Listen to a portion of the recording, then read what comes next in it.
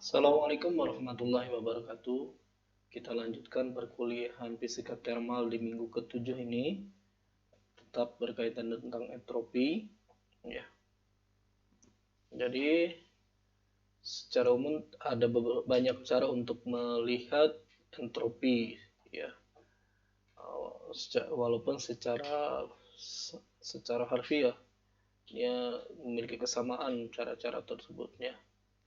Jadi entropi berkaitan dengan derajat keacakan dari sebuah sistem, ya. Kemudian juga kalau misalnya kita lihat bahwa air mendidih itu memiliki derajat entropi atau nilai entropi yang lebih dibandingkan air yang membeku, ya.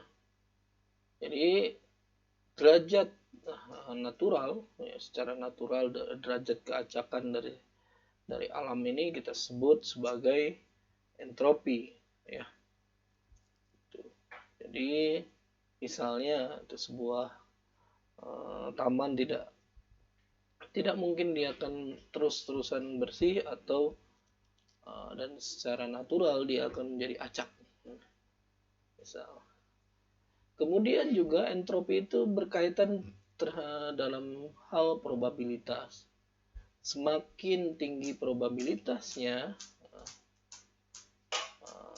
jadi semakin tinggi probabilitas bahwa es itu akan mencair, ya, di temperatur rendah dibandingkan di temperatur dingin, ya. Jadi termodinamika tidak dapat mencegah hal tersebut. Jadi entropi itu adalah sifat alamiah.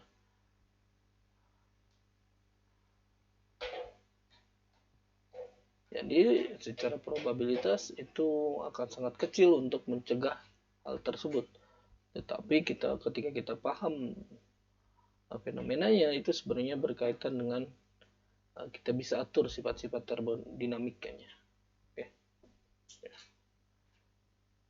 Jadi entropi secara dia adalah sifat fundamental, nah, atau dia adalah variabel keadaan. Jadi bisa sifat fundamental, dia juga bisa menjadi variabel keadaan.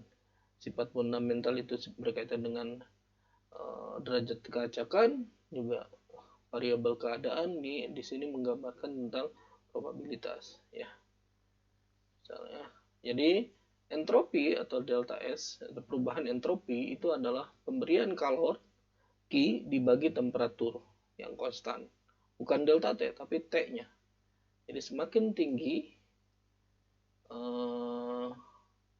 temperaturnya, perubahan entropinya makin kecil sebenarnya, ya.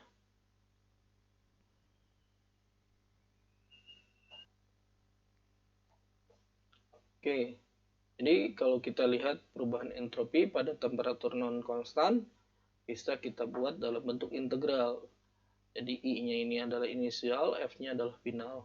Jadi perubahan kalor yang diberikan pada temperatur tertentu, misal, atau pada temperatur yang berubah, ya. Jadi jika panas ditambahkan ke dalam sebuah sistem atau Q itu lebih besar dari 0, maka delta S-nya akan lebih besar dari 0. Ya. Jika panas tersebut dihilangkan dari sistem, maka delta S-nya akan kurang dari 0. Ya. Jadi ketika kita melihat entropi sebagai sebagai sifat fundamental, itu seperti itu. Sedangkan sekarang kita akan bicara bahwa entropi sebagai fungsi keadaan. Jadi kita asumsikan bahwa entropi seperti tekanan, energi, dan temperatur. Oleh sebab itu, sifat dari keadaan atau dari sistem itu independen sejauh mana keadaan tersebut diraih, ya, keadaan. Jadi sifat-sifat dari termodinamikanya diraih. Jadi dan sifat entropi berdasar sebagai fungsi keadaan itu dapat dideduksi hanya berdasarkan eksperimen. Ini yang menarik dari entropi ini sendiri. Karena sistem dari termodinamikanya khas. Jadi bergantung pada sistem-sistem termodinamika yang sedang terjadi.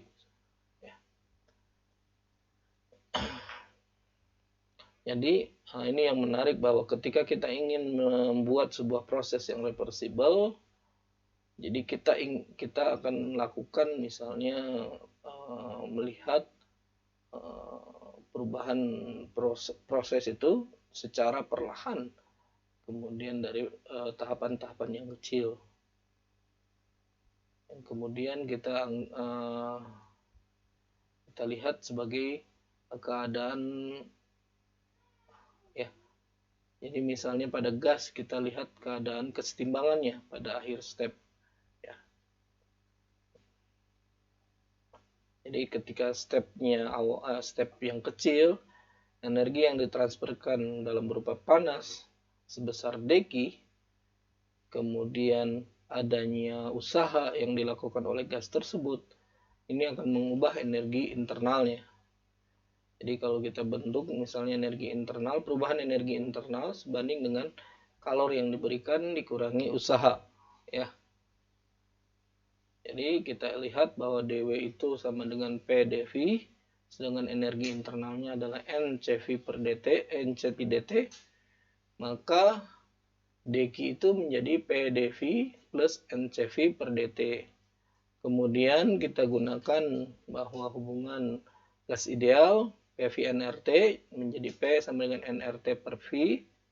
Kemudian kita masukkan ke dalam teorema atau hubungan entropi itu ya, bahwa dq per dt itu sebanding, maka ini adalah entropi dq per dt, dq per t, maka sama dengan nr dv per v tambah ncv dt per t, ya. Oke. Seperti ini. Maka ketika kita integralkan, kita dapatkan bahwa perubahan entropi pada sebuah sistem itu bergantung pada perubahan volume dan perubahan temperatur. Jadi nanti kita lihatnya berdasarkan perubahan volumenya. Jadi kalau dia siklik, prosesnya reversible, harus dilihat apakah volumenya berubah atau temperaturnya juga berubah atau tidak. Jadi kalau selama temperaturnya misalnya volumenya dia balik lagi ke volume semula atau temperaturnya balik ke semula, maka perubahan entropinya hampir nol. Tetapi jika ada perubahan dari volume atau temperatur, maka otomatis entropinya juga bisa berubah. Ya.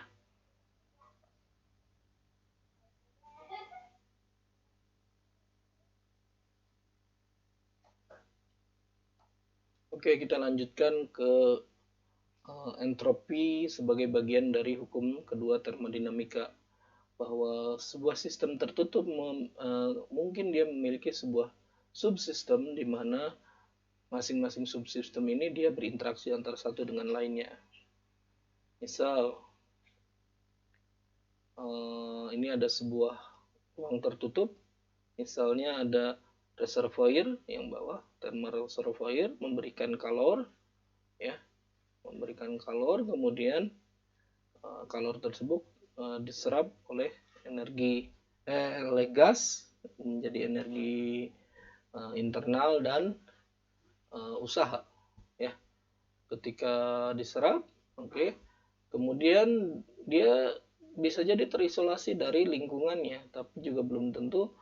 Kita harus melihat bahwa sistem tertutup tersebut ada udara di sekitarnya. Jadi kita harus perhatikan, kalau dia ideal berarti hanya gas dengan reservoir saja. Ya. Jadi jika proses tersebut irreversible, ya, jadi pada proses seperti ini irreversible, maka entropi dari sistem akan selalu meningkat. Namun jika prosesnya reversible, maka entropi akan tetap konstan, ya. Jadi selama dia ini konstan, jadi misalnya volume balik lagi menjadi volume awal membesar atau mengecil, kemudian balik lagi ke volume awal, delta S-nya akan selalu 0. Temperatur juga sama gitu ya. Tapi kalau tidak, ya dia akan terus membesar. Ya. Misalnya pada ekspansi isotermal gitu ya. Nah, jadi bagaimana cara untuk reversible? Jadi kita misalnya harus bisa memastikan sistem tersebut dalam artiannya bisa menyerap panas kembali, misalnya ya dari gas, ya. Maka entropinya akan menurun, ya. Itu, ya. Atau misalnya tapi entropi dari reservoirnya akan meningkat. Kenapa? Karena panas kembali ke reservoir. Dengan demikian prosesnya dia reversible. Tapi tetap secara total nanti akan terlihat bahwa perubahan sistem entropi tersebut dia menjadi 0. Ya. Nah, jadi jika proses tersebut dalam sistem tertutup, oke ya, intinya itu adalah bahwa sistem akan entropi dari sistem akan meningkat jika reversible, irreversible atau konstan untuk proses reversible. Tapi tidak pernah dia negatif, itu yang menarik ya. Nah, walaupun entropi akan menurun pada sistem tertutup, dia akan selalu sama dengan peningkatan entropi pada bagian lain, misalnya reservoir atau yang lainnya. Jadi, secara kesimpulan, perubahan entropi itu tidak pernah negatif. Ya. Nah, ini adalah salah satu fakta dari hukum kedua dalam termodinamika. Delta S itu lebih besar atau sama dengan 0. Ya. Oke. Dan ini adalah proses alamiah di alam. Ya. Misalnya proses irreversible itu karena friksi, turbulen, atau faktor lain misalnya, yang menyebabkan entropi dari sistem itu selalu positif. Oke ya.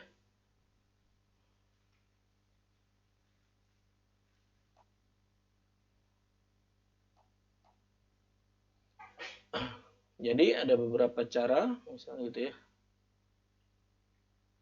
Oh, sorry. Salah. Materinya berulang. Oke, sekarang kita lihat peristiwa entropi pada dunia nyata. Contohnya adalah refrigerator, heat pump, atau yang lainnya misalnya ya. Jadi intinya adalah refrigerator adalah sebuah alat yang mentransferkan energi dari temperatur rendah ke temperatur tinggi. Ya. Jadi kemudian dia mengulangi proses tersebut dengan melakukan beberapa proses termodinamika.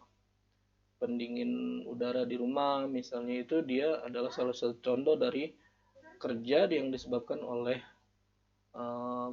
kompresor elektrik yang mentransferkan energi dari kompartemen yang sebagai reservoir temperatur rendah ke suhu ruang, yaitu sebagai temperatur tinggi, ya, reservoir temperatur tinggi. Atau misalnya air conditioner, heat pump, dia adalah refrigerator ya. Bedanya adalah perbedaan dari nature atau sifat alamiah dari tinggi atau rendahnya temperatur dari reservoir ya. Nah, pada refrigerator ideal semua proses ini reversible dan tidak ada energi yang terbuang selama proses terjadi. Misalnya adalah friksi atau turbulence. Itu ya. Contoh misalnya pada musim dingin menggunakan heat pump, di mana panas kita ambil dari luar dimasukkan ke dalam ruangan. Itu ya. Prosesnya seperti ini. Jadi tekanan dinaikkan maka terjadi temperatur naik, kemudian menyebabkan terjadinya perubahan fasa dari vapor, dari gas ke liquid, gitu ya. Kemudian kondenser di mana terjadinya kondensasi gas, kemudian evaporator misalnya, dan kemudian dibantu oleh jadi yang kondenser ini kemudian dikasih udara mengalir, sehingga udara panas mengalir masuk ke dalam ruangan, udara dingin masuk ke dalam kondensor. Kemudian sedangkan di evaporator, udara dingin, udara panas dari luar dimasukkan dan dikeluarkan menjadi udara dingin gitu ya. Sedangkan proses sebaliknya itu adalah air conditioner atau AC ya, dimana prosesnya dibalik. Gitu. Oke, itu perbedaannya ya. Oke. Nah, jadi secara umum gini. Jadi secara umum ini adalah reservoir temperatur rendah, low. Ini adalah reservoir temperatur tinggi gitu ya. Di mana kalor yang didapatkan itu diberikan usaha sehingga kalor yang masuk lebih banyak gitu. Tapi usahanya dalam bentuk yang siklik di sini. Yang menarik ya. Dan sistem yang ini disebutnya sebagai refrigerator Carnot.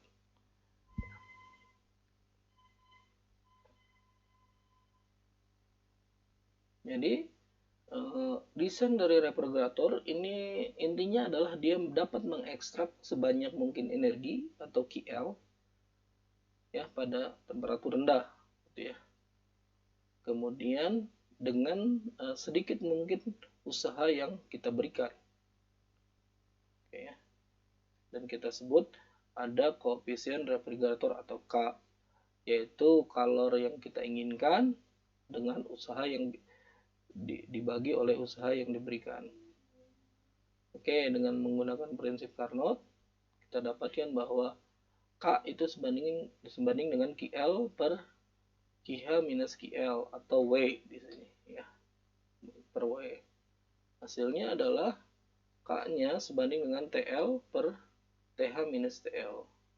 Dan kita dapatkan umumnya refrigerator untuk rumah nilai K-nya itu sebanding dengan 5. Dan ini cukup besar untuk peralatan-peralatan refrigerator seperti ini. Oke.